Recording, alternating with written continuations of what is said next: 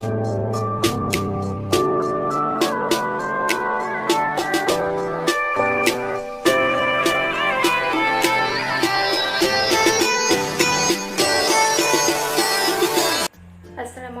warahmatullahi wabarakatuh. Bagaimana kabarnya hari ini anak-anak? Semoga kita selalu sehat dan selalu dalam lindungan Allah Subhanahu wa taala.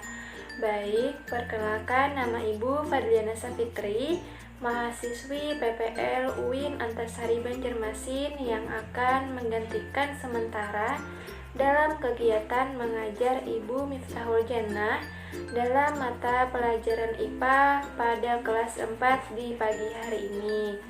Nah, sebelum kita masuk ke materi, jangan lupa anak-anak Ibu isi absensi yang sudah disediakan sebelumnya. Baik, di video kali ini kita akan belajar mata pelajaran IPA kelas 4 tentang sumber bunyi dan indera pendengaran. Adapun tujuan pembelajaran kita pada hari ini yaitu setelah menonton video yang disajikan, siswa mampu mengidentifikasi bagian-bagian telinga beserta cara kerjanya terkait sumber bunyi dengan benar.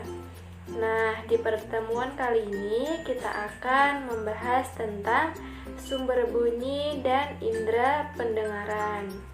Silakan anak-anak Ibu buka buku LKS IPA kalian masing-masing pada halaman 11 sampai 12. Bagian B tentang sumber bunyi dan indera pendengaran. Bunyi yang kita dengar dihasilkan oleh sumber bunyi yang berasal dari benda yang bergetar. Bunyi tersebut menyebar melalui udara, benda padat, dan benda cair. Kemudian sampai ke indera pendengaran kita. Selanjutnya bagian 1 tentang sumber bunyi dan proses terjadinya bunyi. Bunyi berasal dari benda yang bergetar. Berikut adalah beberapa hal yang berkaitan dengan proses terjadinya bunyi. Yang pertama yaitu A. Sumber bunyi.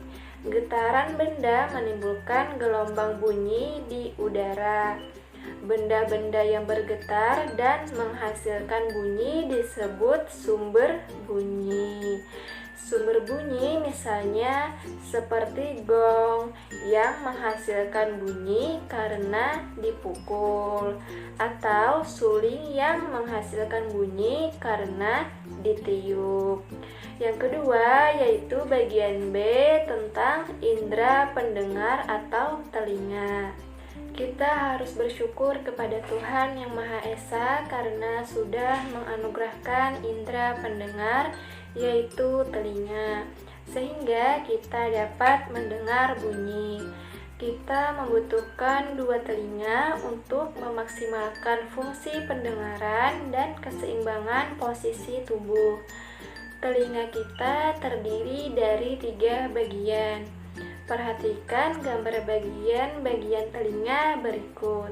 Yang pertama, telinga bagian luar yang terdiri dari daun telinga, lubang telinga, dan gendang telinga. Daun telinga berfungsi menangkap suara dari luar, kemudian diteruskan ke lubang telinga. Yang kedua adalah lubang telinga. Lubang telinga berfungsi meneruskan suara ke gendang telinga. Yang ketiga yaitu gendang telinga adalah selaput tipis yang bergetar bila ada suara. Fungsinya meneruskan suara ke tulang-tulang pendengaran. Yang kedua adalah telinga bagian tengah yang terdiri dari 3 tulang pendengaran dan saluran eustasius. 3 tulang pendengaran terdiri dari tulang martil, tulang landasan, dan tulang sanggurdi. Fungsi 3 tulang pendengaran adalah memperkuat getaran dan meneruskan suara ke koklea. Saluran eustasius menghubungkan telinga bagian tengah dengan rongga mulut. Fungsinya yang lain adalah menyeimbangkan tekanan udara antara telinga bagian luar dengan telinga bagian tengah. Yang ketiga adalah telinga bagian dalam yang terdiri dari tingkap jorong, tingkap bundar, 3 saluran setengah lingkaran, dan rumah siput atau koklea. Pada rumah siput terdapat ujung-ujung saraf, pendengaran, dan alat keseimbangan tubuh. Selanjutnya, bagian C yaitu cara kerja telinga. Bagaimana prosesnya sehingga kita dapat mendengar suara yang berasal dari luar masuk ke telinga melalui udara. Suara tersebut ditangkap oleh gendang telinga dan menyebabkan gendang telinga menjadi bergetar. Getaran ini lalu diteruskan oleh tulang-tulang pendengaran ke telinga bagian dalam, tepatnya di ujung saraf. Oleh saraf, getaran tersebut disampaikan ke otak agar diolah sehingga kita dapat mendengar. Selain sebagai indera pendengar, telinga juga berfungsi sebagai alat keseimbangan tubuh. Bagaimana prosesnya sehingga kita dapat mendengar bunyi?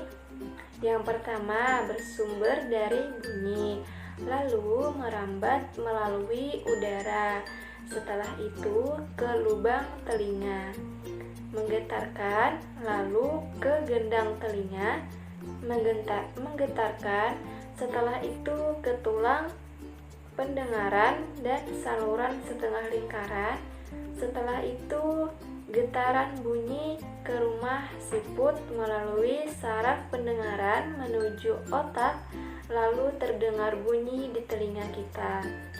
Baik, dengan berakhirnya pembelajaran kita pada hari ini, marilah kita simpulkan bersama-sama materi yang sudah kita pelajari.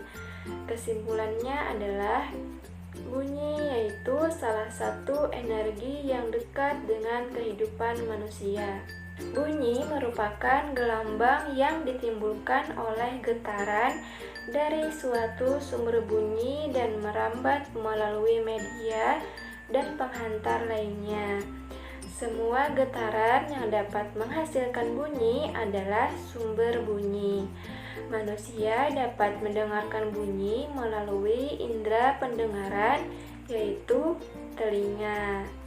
Baik, dengan berakhirnya pembelajaran kita pada hari ini, semoga ilmu yang kita peroleh bermanfaat dan diberkahi Allah Subhanahu wa Ta'ala.